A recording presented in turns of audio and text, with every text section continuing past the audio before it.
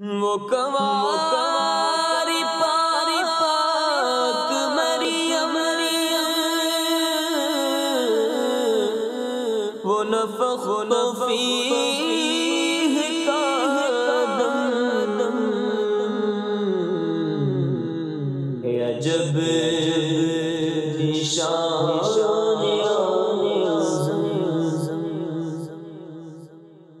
الحمد للہ رب العالمین والصلاة والسلام علی سید المرسلین اما بعد فاعوذ باللہ من الشیطان الرجیم بسم اللہ الرحمن الرحیم الصلاة والسلام علیک یا رسول اللہ وعلی آلک واصحابک یا حبیب اللہ الصلاة والسلام علیک یا نبی اللہ وعلی آلک واصحابک یا نور اللہ۔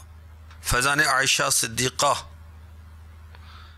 وہ عظیم کتاب جس میں 23 بیانات ہیں، مبلغہ اسلامی بہنوں کے لیے بہت ہی مفید کتاب ہے، دیگر اسلامی بہنوں کے لیے اور اسلامی بھائیوں کے لیے بھی یہ مفید ہے۔ درود پاک کی فضیلت جو صفحہ نمبر 283 پر ہے وہ عرض کر رہا ہوں۔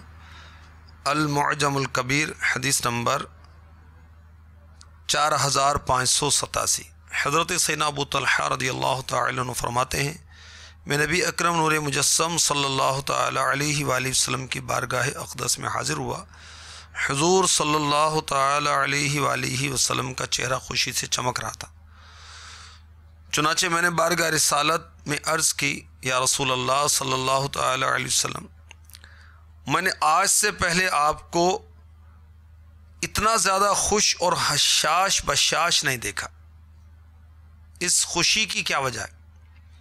نبی کریم رؤوف الرحیم صلی اللہ تعالی علیہ وآلہ وسلم نے ارشاد فرمایا، کیوں نہ خوش اور حشاش بشاش ہوں، حالانکہ ابھی جبریل امی علیہ السلام میرے پاس سے گئے ہیں اور انہوں نے مجھ سے کہا ہے، اے محمد صلی اللہ تعالی علیہ وآلہ وسلم، آپ کا جو امتی بھی آپ پر ایک مرتبہ درود پاک پڑھے گا تو اللہ عز و جل اس کے بدلے اس کے لیے 10 نیکیاں لکھے گا، اس کے 10 گناہ مٹائے گا اور 10 درجات بلند فرمائے گا، اور فرشتہ اس پر اسی طرح درود بھیجے گا جس طرح اس نے آپ پر درود بھیجا۔ فرمایا، میں نے دریافت کیا، اے جبریل علیہ السلام، وہ فرشتہ کیسا ہے؟ عرض کی، اللہ عز و جل نے آپ کی پیدائش سے بعثت تک یعنی اعلان نبوت تک آپ کے ساتھ ایک فرشتہ مقرر فرمایا ہے، آپ کا کوئی بھی امتی آپ پر درود پاک بھیجتا ہے تو وہ فرشتہ کہتا ہے تجھ پر بھی اللہ عز و جل کی رحمت ہو۔ صلو علی الحبیب صلی اللہ تعالی علی محمد وعلی آلہ وصحبہ وبارک وسلم۔ مدنی چینل کے ناظرین، فیضان مریم کا سلسلہ ہے۔ حضرت سیداتنا مریم رضی اللہ تعالی عنہا کو اللہ تبارک و تعالی نے بہت شان و شوکت عظمت عطا فرمائی کہ ایک نبی حضرت سیدنا زکریا علی نبینا علیہ الصلاۃ والسلام کی پرورش میں آپ رہیں، اور ایک نبی کی والدہ بننے کا آپ کو شرف حاصل ہوا۔ حضرت سیدنا عیسیٰ روح اللہ علی نبینا علیہ الصلاۃ والسلام کی والدہ، آپ اللہ کی ولیاں ہیں۔ قرآن پاک میں 31 مقامات پر آپ کا نام آیا، آپ کے سوا قرآن میں نام کے ساتھ کسی عورت کا ذکر نہیں آیا۔ اللہ تعالیٰ نے آپ کو بے موسم کے پھل عطا فرمائے اور آپ نے بچپن میں کلام کیا، اور آپ کو یہ شرف بھی حاصل ہوگا کہ جنت میں آپ نبی پاک صاحب الاولاق سیاح افلاق صلی اللہ تعالی علیہ وسلم کی زوجیت کی سعادت پائیں گے۔ آج کے سلسلے میں جب حضرت عیسیٰ علیہ السلام کی ولادت باسعادت ہوئی تو شیطان کی کیا کیفیت تھی، یہ عرض کیا جائے گا۔ حضرت سیدنا عیسیٰ روح اللہ علی نبی جینا علیہ الصلاۃ والسلام کی ولادت کا وقت اور حضرت بی بی مریم رضی اللہ تعالی عنہا پر لوگوں کا بہتان باندھنا، حضرت عیسیٰ علیہ السلام کا کم سنی میں کلام کرنا، یہ بھی انشاءاللہ عز و جل عرض کیا جائے گا۔ اور بھی مدنی پھول انشاءاللہ عز و جل آپ کو پیش کیے جائیں گے۔ آپ اچھی اچھی نیتوں کے ساتھ اول تا آخر شرکت کیجئے۔ شہنشاہ مدینہ قرار قلب و سینہ فیض گنجینہ صاحب معطر پسینہ باعث نزول سکینہ صلی اللہ تعالی علیہ وسلم کا ارشاد پاک ہے، نیت المؤمن خیر من عملہ، مسلمان کی نیت اس کے عمل سے بہتر ہے۔ تو اچھی اچھی نیتوں کے ساتھ حسب حال اچھی اچھی نیتیں کیجیے، اللہ کی رضا، حصول ثواب کے لیے ادب کے ساتھ بیٹھنے کی نیت، توجہ کے ساتھ سننے کی نیت، اہم مدنی پھول لکھنے کی نیت، اس پر عمل کرنے کی نیت، دوسروں تک پہنچانے کی نیت، کس قدر اچھی اچھی نیتیں کی جا سکتی ہیں۔ اللہ تعالیٰ ہمیں توفیق عطا فرمائے۔ حسب حال، حسب موقع، عز و جل صلی اللہ تعالی علیہ وسلم رضی اللہ تعالی عنہا کہنے کی نیتیں بھی شامل کی جا سکتی ہیں، اور اصال ثواب کی ترکیب بھی کیجیے۔ عمل سے پہلے بھی اصال ثواب ہو سکتا ہے، عمل کے بعد بھی۔ میں نیت کرتا ہوں کہ اللہ تواب عز و جل کے کرم سے جو بھی ثواب میرے نام اعمال میں ہے بشمول اس سلسلے کے، میں اسے جناب رسالت مآب صلی اللہ تعالی علیہ وسلم کی جناب میں تحفتاً پیش کرتا ہوں۔ آپ کے وسیلے سے سارے نبیوں رسولوں علیہم الصلاۃ والسلام کی پاک بارگاہوں میں نظر کرتا ہوں، صحابہ و صحابیات، اولیاء و ولیات کو پیش کرتا ہوں، جملہ مسلمین و مسلمات کو پیش کرتا ہوں، بالخصوص اپنے شیخ طریقت امیر اہل سنت حضرت علامہ مولانا محمد الیاس عطار قادری رضوی ضیائی دامت برکاتہم العالیہ، آپ کے والدین، آپ کے بہن بھائی، آپ کے اعزاء اقربا اور اولاد کے حق میں پیش کرتا ہوں۔ احیاء العلوم میں حضرت سیدنا حجت الاسلام امام محمد غزالی علی رحمۃ اللہ الوالی لکھتے ہیں، جب حضرت سیدنا عیسیٰ روح اللہ علی نبی جینا علیہ الصلاۃ والسلام کی ولادت ہوئی تو شیاطین نے اپنے سردار ابلیس کے پاس آ کر خبر دی کہ بت سر کے بل گر پڑے ہیں۔ ابلیس نے کہا معلوم ہوتا ہے کہ آج کوئی عظیم واقعہ رونما ہوا ہے، تم یہیں ٹھہرو، میں معلوم کرتا ہوں۔ چنانچہ ابلیس نے، شیطان نے مشرق و مغرب کا چکر لگایا مگر کچھ پتہ نہ چلا، یہاں تک کہ شیطان حضرت سیدنا عیسیٰ روح اللہ علی نبی جینا علیہ الصلاۃ والسلام کی جائے ولادت پر پہنچا۔ کیا دیکھتا ہے کہ فرشتے آپ کو جھرمٹ میں لیے ہوئے ہیں۔ ابلیس شیاطین کے پاس واپس آیا، کہنے لگا گزشتہ رات ایک نبی کی ولادت ہوئی، جب بھی کوئی عورت حاملہ ہوتی اور بچہ جنتی ہے تو میں وہاں موجود ہوتا ہوں، مگر ان کی پیدائش کا مجھے علم نہ ہوا، لہذا اس رات کے بعد بتوں کی عبادت سے نا امید ہو جاؤ، لیکن انسان کے لیے اپنا ہتھیار جلد بازی کو بناؤ۔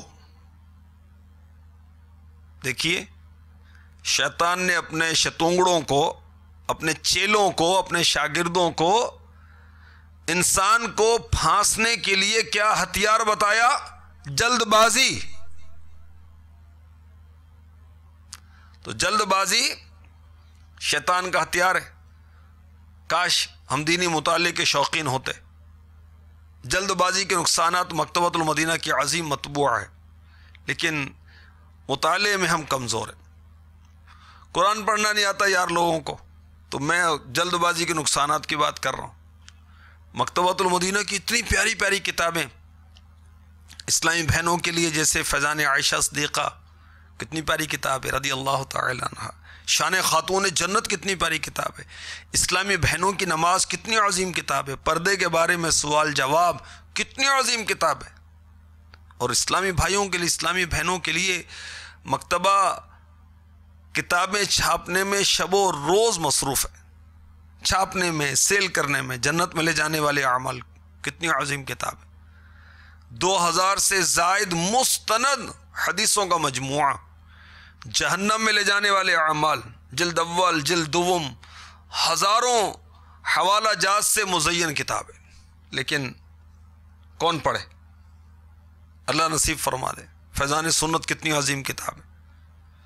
یہ کتابیں پڑھیں تو فرض علوم حاصل ہوں، شیطان کی چکر بازیوں کا بھی پتہ چلے اور اس سے بچنے کا ذہن بنے. جلد بازی یہ شیطان کا ایک ہتھیار ہے. اور یہ کتاب جو لکھی ہوئی ہے یہ اسی عنوان پر ہے کہ کن کن کاموں میں ہمیں جلدی کرنی چاہیے اور کن کاموں میں جلد بازی سے بچنا چاہیے. مختصراً جلدی عرض کرتا ہوں.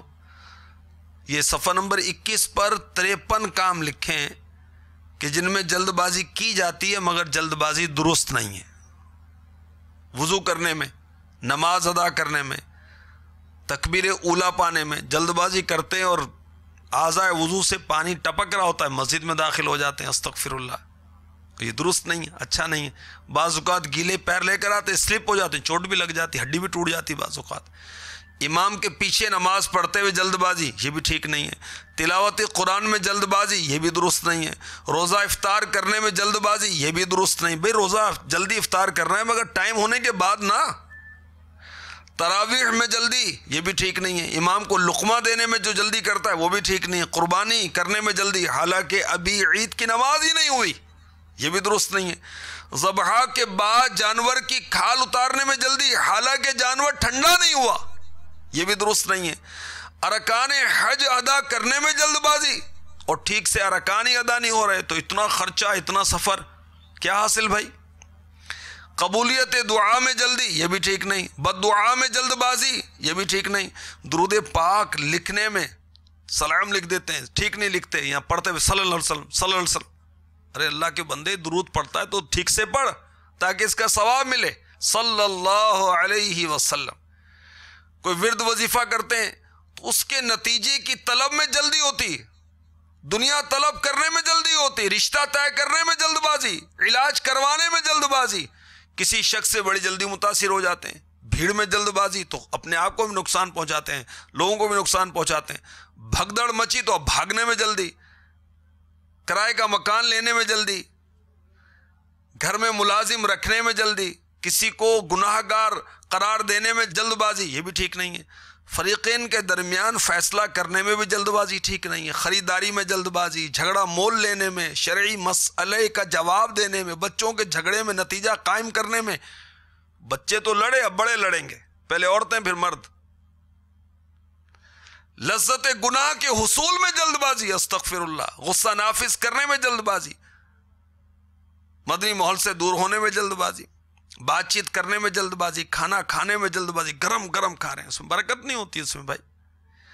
بدگمانی کرنے میں جلد بازی، یہ بھی ٹھیک نہیں. گاڑی چلانے میں جلد بازی، یہ بھی ٹھیک نہیں ہے. سڑک عبور کرنے میں جلد بازی، یہ بھی ٹھیک نہیں ہے. گاڑی پر چڑھنے میں جلد بازی یا اترنے میں جلد بازی، ایکسیڈنٹ ہو جاتے ہیں، چوٹیں لگ جاتی ہیں. غمناک خبر سنانے میں جلد بازی، بھائی پہلے کنفرمیشن تو کر لے. سمجھانے میں جلد بازی، شکوہ کرنے میں جلد بازی، موت کی طلب میں جلد بازی، یہاں تک کہ پھندا ڈال لیتے ہیں، خودکشی کر لیتے ہیں، استغفر اللہ. رائے قائم کرنے میں جلد بازی بھی ٹھیک نہیں. مطالعہ کرنے میں جلد بازی بھی ٹھیک نہیں. ملاقات میں جلد بازی کرنا، یہ بھی ٹھیک نہیں ہے. خبر دینے میں جلد بازی، یہ بھی ٹھیک نہیں ہے. کسی کے بارے میں رائے قائم کر لینے میں جلد بازی، یہ بھی ٹھیک نہیں ہے. فیصلے میں جلد بازی، یہ بھی ٹھیک نہیں ہے. کسی کو پیر بنانے میں جلد بازی، یہ بھی ٹھیک نہیں ہے. پہلے پتہ تو چلے عالم ہے یا نہیں ہے، شریعت کا عامل ہے یا نہیں ہے، اس کا سلسلہ متصل ہے یا نہیں ہے. تو جلد بازی، اب یہ میں نے مختصراً عرض کیا، تفصیل اس کتاب سے جلد بازی کے نقصانات سے آپ دیکھ سکتے ہیں، پڑھ سکتے ہیں۔ ہاں، آخرت کے کام جو ہیں اس میں جلدی کرنی چاہیے۔ چنانچہ سنن ابی داود حدیث نمبر 4810 حدیث پاک میں ہے، اطمینان ہر چیز میں ہو سوائے آخرت کے کام کے۔ اس کی شرح مرآت جلد 6 صفحہ 627 پر ہے۔ یعنی دنیاوی کام میں دیر لگانا اچھا ہے کہ ممکن ہے وہ کام خراب ہو اور دیر لگانے میں اس کی خرابی معلوم ہو جائے اور ہم اس سے باز رہیں، مگر آخرت کا کام تو اچھا ہی اچھا ہے، اس سے موقع ملتے ہی کر لو کہ دیر لگانے میں شاید موقع جاتا رہے۔ مفتی صاحب لکھتے ہیں، بہت دیکھا گیا کہ بعض کو حج کا موقع ملا، نہ کیا پھر نہ کر سکے۔ رب تعالیٰ فرماتا ہے فاستبقوا الخیرات، بھلائیوں میں جلدی کرو۔ پارہ 2 سورہ بقرہ آیت نمبر 148۔ شیطان کار خیر میں دیر لگوا کر آخر میں اس سے روک دیتا ہے۔ پھر لکھا ہوا 6 کاموں میں جلدی کرنی چاہیے۔ نماز کی ادائیگی میں جب وقت ہو جائے، میت کو دفن کرنے میں جب حاضر ہو، لڑکی بالغ ہو جائے اس کے نکاح میں، قرض کو جلد ادا کرنے کیا جائے اس کی ادائیگی میں، مہمان آئے تو اس کو خیر خواہی اور کھانا کھلانے میں، صغیرہ گناہ ہو یا کبیرہ اس کی توبہ کرنے میں جلدی کرنی چاہیے۔ اور جن کاموں میں دیر نہیں لگانی چاہیے یعنی جلدی کرنی چاہیے، اس کا بھی لکھا ہوا ہے۔ نماز کے لیے اٹھنے میں دیر نہیں کرنی چاہیے، نماز کا وقت ہو جائے تو نماز کی ادائیگی میں دیر نہیں کرنی چاہیے، قرض کی ادائیگی میں دیر نہیں کرنی چاہیے، سلام میں پہل کرنے میں دیر نہیں کرنی چاہیے، غسل فرض ہو جائے تو غسل کرنے میں تاخیر نہیں کرنی چاہیے، گناہوں سے توبہ کرنے میں تاخیر نہیں کرنی چاہیے، نیک بننے میں جلدی کرنی چاہیے، اللہ کی راہ میں خرچ کرنے میں جلدی کرنی چاہیے، اولاد جوان ہو جائے تو شادی کرنے میں جلدی کرنی چاہیے، مہمان کو کھانا کھلانے میں جلدی کرنی چاہیے، کسی کی اصلاح کرنے میں جلدی کرنی چاہیے، جنازہ حاضر ہو تو جنازہ کی ادائیگی میں جلدی کرنی چاہیے، حق تلفی کی معافی مانگنے میں جلدی کرنی چاہیے، اور ثواب جاریہ کمانے میں بھی جلدی کرنی چاہیے۔ بہت تفصیلات ہیں، بہت پیاری کتاب ہے۔ تو جب حضرت سیدنا عیسیٰ روح اللہ علی نبینا علیہ الصلاۃ والسلام کی ولادت ہوئی، تو جب ولادت ہوئی تو شیطان نے کہا کہ اب بتوں کی عبادت سے نا امید ہو جاؤ، انسان کے لیے اپنا ہتھیار جلد بازی کو بناؤ۔ حضرت سیدنا عیسیٰ روح اللہ علی نبینا علیہ الصلاۃ والسلام کی ولادت اس وقت ہوئی جب سورج ڈھل چکا تھا۔ بستی کا نام ناصرہ لکھا ہے۔ حضرت سیداتنا بی بی مریم رضی اللہ تعالی عنہا عیسیٰ علیہ السلام کی ولادت باسعادت کے بعد آپ کو ایک غار میں لے کر آئیں اور 40 دن وہیں رہیں، اور پھر حضرت عیسیٰ علیہ السلام کو اٹھا کر قوم کی طرف واپس تشریف لائیں۔ وہ وقت کون سا تھا جب حضرت مریم رضی اللہ تعالی عنہا اپنی قوم کی طرف واپس تشریف لائیں؟ سورج روشن ہو چکا تھا، ظہر کا وقت ہوا تو آپ پہنچی، یعنی جب چلیں تو سورج طلوع ہو کر روشن ہو چکا تھا، اور قوم کے پاس پہنچی تو ظہر کا وقت تھا۔ حضرت سیدنا عیسیٰ روح اللہ علی نبینا علیہ الصلاۃ والسلام آپ کی گود میں تھے۔ جب قوم کے پاس پہنچے تو انہوں نے بغیر پوچھے ہی ملامت شروع کر دی۔ ہارون جیسے پاکیزہ خاندان کی اولاد ہوتے ہوئے یہ تو نے کیا گل کھلا دیا، استغفر اللہ، تم نے ہمارے پورے خاندان کی ناک کٹوا دی، ہماری عزت خاک میں ملا دی۔ طرح طرح کی بولیاں لوگ بولنے لگے۔ کسی نے کہا تمہاری ماں حنا رضی اللہ تعالی عنہا وہ تو بہت پاک باز تھیں، عفیفہ خاتون تھیں، تمہارے والد عمران تو بہت شریف آدمی تھے رضی اللہ تعالی عنہ، اور تم نے یہ کیا کیا؟ جتنے منہ اتنی باتیں۔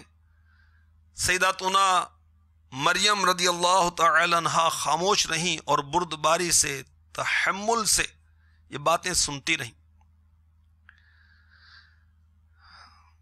پارہ 16 سورہ مریم میں اس کا ذکر کیا گیا، سنیے ترجمہ کنز الایمان۔ تو اسے گود میں لیے اپنی قوم کے پاس آئی، بولے مریم بے شک تو نے بہت بڑی بات کی، اے ہارون کی بہن تیرا باپ برا آدمی نہ تھا اور نہ تیری ماں بدکار. تو ان لوگوں نے اللہ کی ولیہ حضرت سیداتنا مریم رضی اللہ تعالی عنہا پر بہتان لگایا، الزام لگایا. بہتان کیا ہوتا ہے؟ کسی بے قصور پر اپنی طرف سے گڑ کر کسی عیب کا الزام دھرنا، یہ بہتان ہے. اور شرعاً اس کا کیا حکم ہے؟ سخت حرام، کبیرہ گناہ، جہنم میں لے جانے والا کام ہے. جہنم میں لے جانے والے اعمال، اس میں پردے کے بارے میں سوال جواب، اس میں اور فیضان عائشہ صدیقہ رضی اللہ تعالی عنہ، اس میں بہتان کے بارے میں بہت ساری روایات موجود ہیں. اور یہ گناہ جو ہے یہ گناہ کبیرہ ہے. جہنم میں لے جانے والے اعمال میں بہتان کے تعلق سے بہت کچھ لکھا ہے. ایک شخص نے بارگاہ رسالت میں عرض کی، یا رسول اللہ صلی اللہ تعالی علیہ وسلم کبیرہ گناہ کتنے؟ فرمایا 9 ہیں، اور ان میں سے سب سے بڑے گناہ یہ ہیں: نمبر 1 اللہ عز و جل کے ساتھ شریک ٹھہرانا، کسی مومن کو ناحق قتل کرنا، 3 جنگ سے بھاگ جانا، 4 پاک دامن عورت پر تہمت لگانا، 5 جادو کرنا، 6 یتیم کا مال کھانا، 7 سود کھانا. اللہ کے محبوب دانہ غیوب صلی اللہ تعالی علیہ وسلم نے فرمایا 7 ہلاک کرنے والی چیزوں سے بچو. عرض کی گئی، یا رسول اللہ صلی اللہ تعالی علیہ وسلم وہ چیزیں کون سی ہیں؟ فرمایا اللہ کے ساتھ شریک ٹھہرانا، جادو کرنا، کسی کو ناحق قتل کرنا، جس کے قتل کو اللہ عز و جل نے حرام ٹھہرایا ہو، سود کھانا، یتیم کا مال کھانا، جنگ کے دن پیٹھ پھیر لینا، پاک دامن سیدھی سادی مومن عورتوں پر تہمت لگانا. تو تہمت لگانا یہ گناہ کبیرہ ہے، جہنم میں لے جانے والا کام ہے. اللہ ہمیں اس سے اور دیگر گناہوں سے بھی بچائے. پردے کے بارے میں سوال جواب بہت عظیم کتاب ہے، ہر اسلامی بھائی کو بھی اور اسلامی بہنوں کو بھی یہ پڑھنی چاہیے. اس میں ایک سوال کے جواب میں امیر اہل سنت لکھتے ہیں، کسی مسلمان پر بہتان رکھنا حرام اور جہنم میں لے جانے والا کام ہے.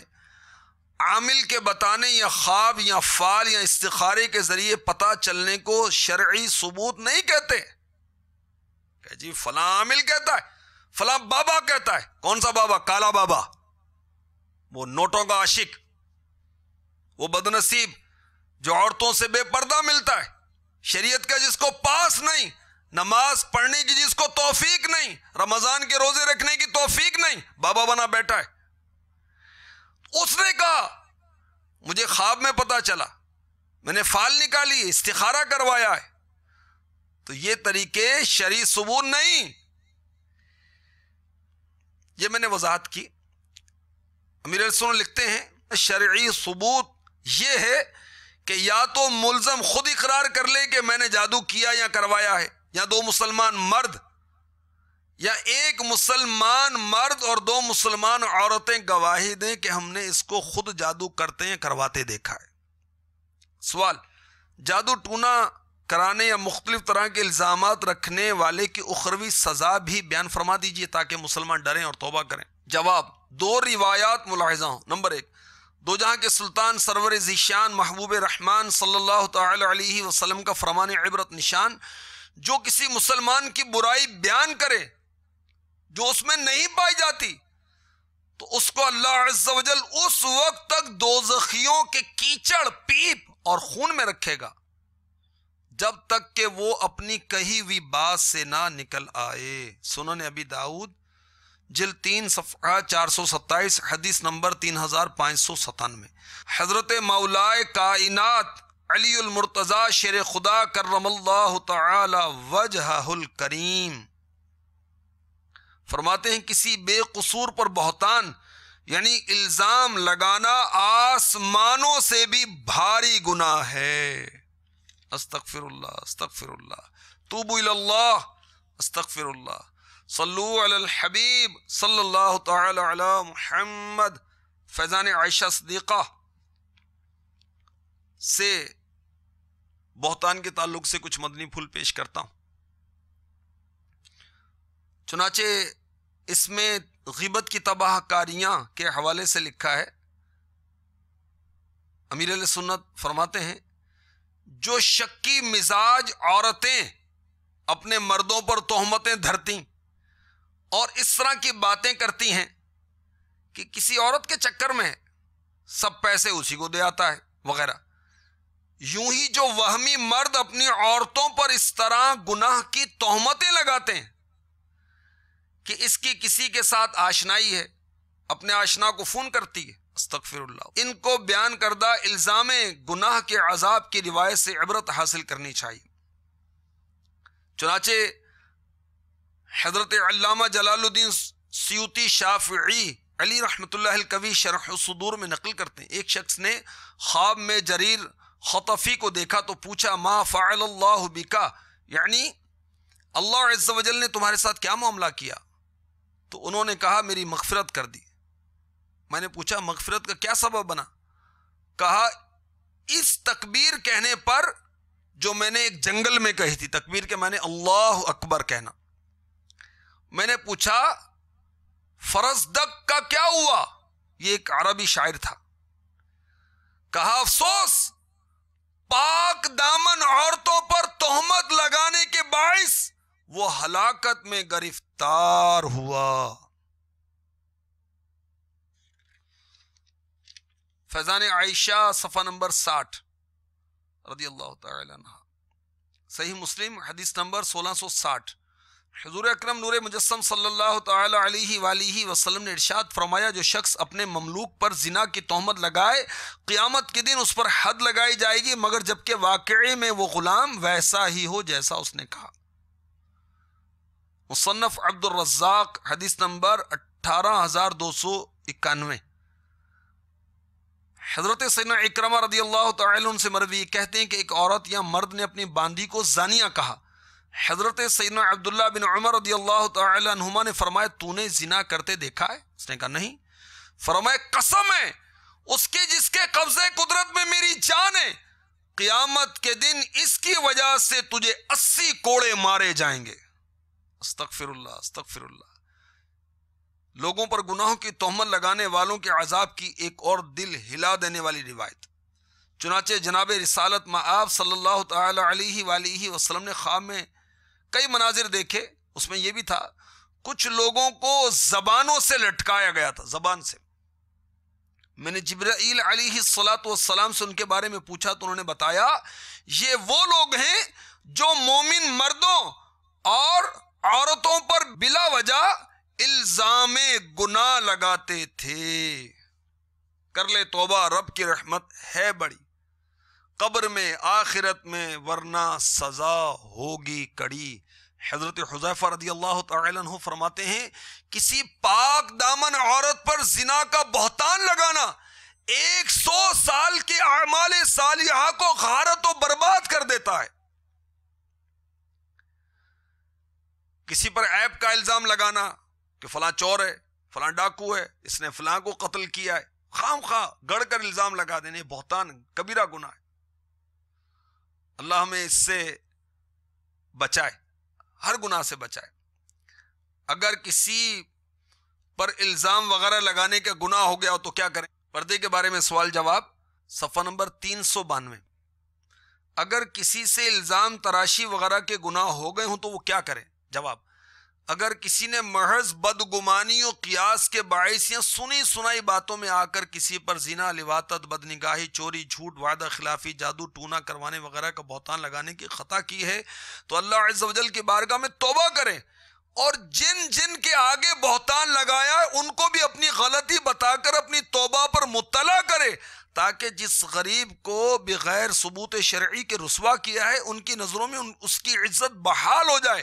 اگر صاحب معاملہ یعنی جس پر الزام لگایا گیا ہے اس کو بھی معلوم ہو گیا ہے تو بصد ندامت اس سے بھی معافی مانگ کر اسے خوش کرے. اسی طرح کے مجرم بلکہ ہر طرح کے گناہ کرنے والے کو بھی اللہ عز و جل کے حضور توبہ کرنی چاہیے. حقوق العباد کی پامالی کی صورت میں ان کی معافی تلافی کے تقاضے بھی پورے کریں ورنہ عذاب نار کے حقدار ہیں.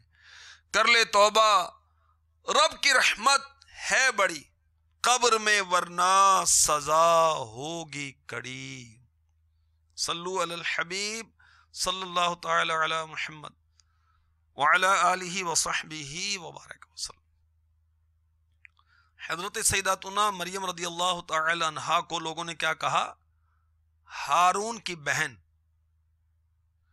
یہ کہا گیا کہ آپ رضی اللہ تعالی عنہ حضرت سیدنا ہارون علی نبینا علیہ الصلوۃ والسلام جو کہ موسیٰ علیہ السلام کے بڑے بھائی تھے ان کی اولاد سے تھی.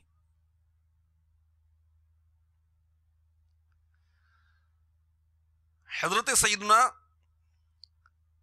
عیسیٰ علی نبینا علیہ الصلوۃ والسلام نے اپنی والدہ کو کہا کہ آپ غم نہ کیجیے.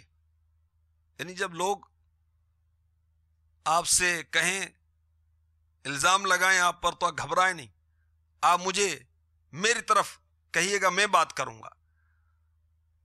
عیسیٰ علیہ السلام نے کہا, ایک تفسیر میں یہ بھی ہے کہ آپ کو کلام کرنے کی ضرورت نہیں بلکہ میں خود ہی جواب دے لوں گا. اگر آپ کسی آدمی کو دیکھیں تو کہہ دینا میں نے آج رحمان کا روزہ مانا ہے, بس میں آج ہرگز کسی آدمی سے بات نہ کروں گی. اس شریعت میں کھانے پینے سے رکنے کے ساتھ ساتھ بولنے سے رکنے کا بھی روزہ ہوتا تھا. ہماری شریعت میں ایسا نہیں ہے, یعنی کہ ہم وہ بولنے کا روزہ نہیں رکھتے, چپ رہنے کا روزہ نہیں رکھتے, اس شریعت میں تھا. حضرت سیداتنا مریم رضی اللہ تعالی عنہا نے قوم کی تکلیفوں پر صبر کیا کیونکہ آپ صدیقہ تھیں, نہیں آپ سچی تھیں. تو ہمیں بھی آزمائش آئے, لوگ بلا وجہ کچھ الزام لگاتے ہوں, بہتان لگاتے ہوں, استغفر اللہ, اللہ عافیت عطا فرمائے, تو اس موقع پر بھی ہمیں صبر کا دامن نہیں چھوڑنا چاہیے کیونکہ رب تعالی کے محبوب بندے بننے کے لیے صبر و نیک اعمال کرنے ضروری ہیں. یہ تفسیر نعیمی میں مفتی صاحب نے لکھا ہے. اور بندہ صبر کرتا ہے تو دو ثواب ملتے ہیں, مصیبت کا, دوسرا صبر کا. اور اگر وہ رونا دھونا کرے, جزا و فضا کرے تو مصیبت تو ہے ہی, ساتھ ہی ساتھ صبر بھی جاتا رہتا. تو اب ایک کے بجائے دو مصیبتیں ہو گئی. صبر جو ہے اسے میرے آقا علیہ الصلوۃ والسلام نے جنت کے خزانوں میں سے ایک خزانہ ارشاد فرمایا.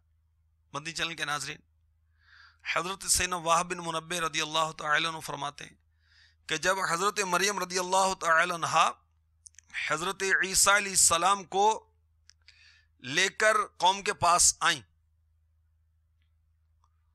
تو مرد و عورت جمع ہو گئے. ایک عورت نے آپ کو مارنے کے لیے ہاتھ اٹھایا. جیسے اس نے ہاتھ اٹھایا اللہ تعالی نے اس کے ہاتھ کو خشک کر دیا, وہ ہاتھ سن ہو گیا, شل ہو گیا.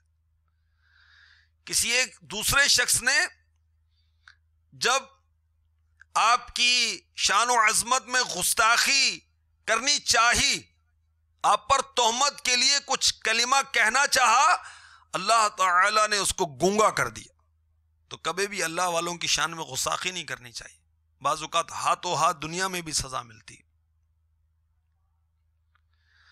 حضرت مریم رضی اللہ تعالی عنہا کو اشارے سے جواب دینے کا کہا گیا.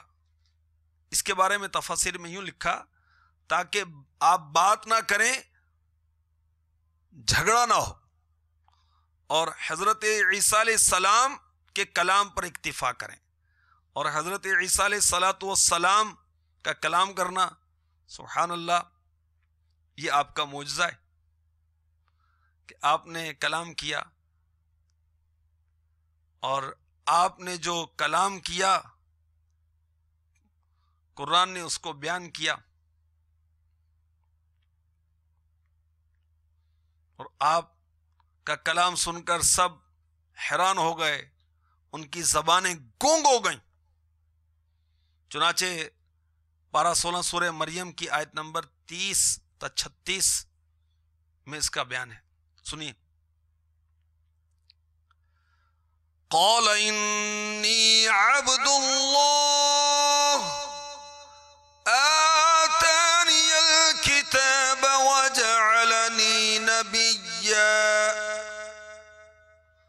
وجعلني مباركا أينما كنت وأوصاني بالصلاة والزكاة ما دمت حيا وبرا بوالدتي ولم يجعلني جبارا شقيا والسلام علي يوم ولدت ويوم أموت ويوم أبعث حيا ذلك عيسى ابن مريم قول الحق الذي فيه يمترون ما كان لله أن يتخذ من ولد سبحانه إذا قضى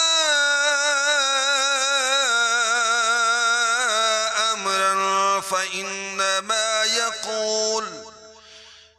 يقول له كن فيكون وإن الله ربي وربكم فاعبدوه هذا صراط مستقیم۔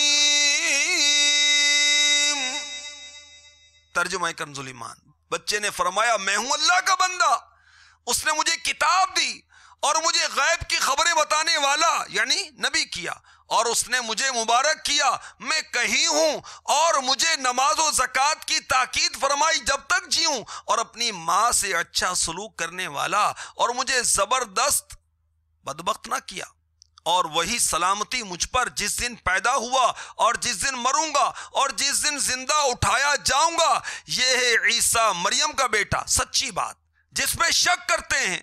اللہ کو لائق نہیں کہ کسی کو اپنا بچہ ٹھہرائے، پاکی ہے اس کو۔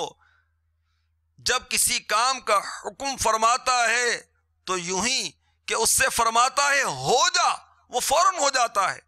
اور عیسیٰ نے کہا بے شک اللہ رب ہے میرا اور تمہارا، تو اس کی بندگی کرو، یہ راہ سیدھی ہے۔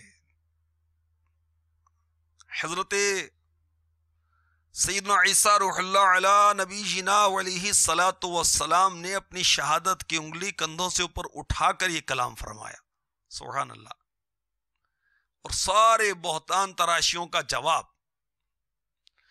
اور اپنی امی جان سیداتنا مریم رضی اللہ تعالی عنہا کی مکمل بریت کا اظہار، سبحان اللہ۔ ایک نو مولود، اس وقت آپ کی عمر کتنی تھی؟ 40 دن۔ جب حضرت عیسیٰ علیہ السلام نے کلام کیا آپ کی عمر مبارک تھی 40 دن، اور ایسا کلام یہ آپ کا معجزہ تھا۔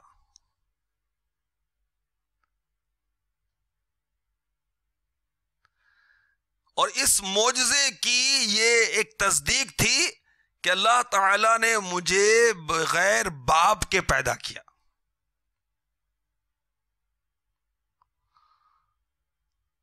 حضرت مفتی احمد یار خان نعیمی رحمۃ اللہ تعالی علیہ علم القرآن، یہ مکتبۃ المدینہ کی مطبوعہ ہے، اس میں یہ مدنی پھول عنایت فرمایا کہ رب تعالی نے عیسیٰ علیہ السلام کو بچپن میں ہی گویائی دی، نہیں بولنے کی قوت دی، اور آپ نے خود اپنی ماں کی پاک دامنی اور رب تعالی کی قدرت بیان فرمائی۔ اگر آپ کی پیدائش باپ سے ہے تو اس معجزے اور گواہی کی ضرورت نہ تھی۔ حضرت سیدنا علامہ جلال الدین سیوطی شافعی نے 10 اشخاص کا ذکر کیا جنہوں نے بچپن میں کلام کیا۔ اس میں سب سے پہلے ہمارے آقا صلی اللہ علیہ وسلم کا نام پاک ہے کہ آپ نے بچپن میں کلام کیا۔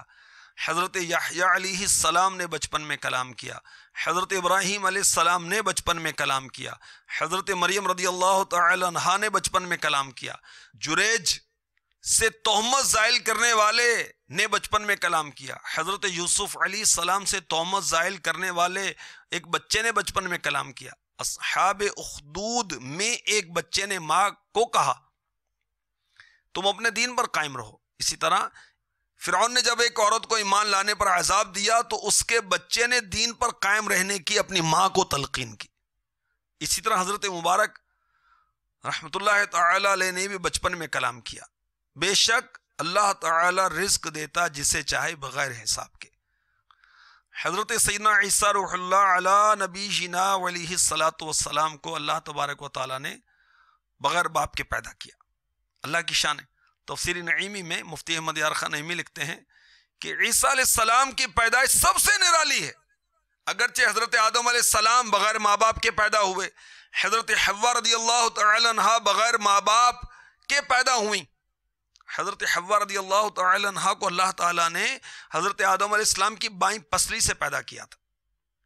مفتی صاحب لکھ رہے ہیں آدم علیہ السلام میں مٹی اور پانی تو تھے، حضرت حوا رضی اللہ تعالی عنہا کی پیدائش میں آدم علیہ السلام کی پسلی تو تھی. عیسیٰ علیہ السلام میں کوئی مادی شے داخل نہ ہوئی، صرف کن سے پیدا ہوئے. اس لیے کلمت اللہ آپ ہی کا لقب ہوا. حضرت سیداتنا مریم رضی اللہ تعالی عنہا نے کتنی عمر پائی؟ حضرت عیسیٰ علیہ السلام کو اللہ تبارک و تعالی نے آسمانوں پر اٹھا لیا. اس کا تفصیلی بیان عجائب القرآن میں پڑھیے. اس کے بعد کتنے عرصے تک حضرت سیداتنا مریم رضی اللہ تعالی عنہا دنیا میں رہیں؟ حضرت سیدنا عیسیٰ روح اللہ علی نبی جینا علیہ الصلاۃ والسلام کو آسمانوں پر اٹھایا گیا. اس کے بعد آپ 6 سال تک دنیا میں رہیں اور آپ نے 56 سال کی عمر پائی. آپ کا مزار مبارک دمشق میں ہے.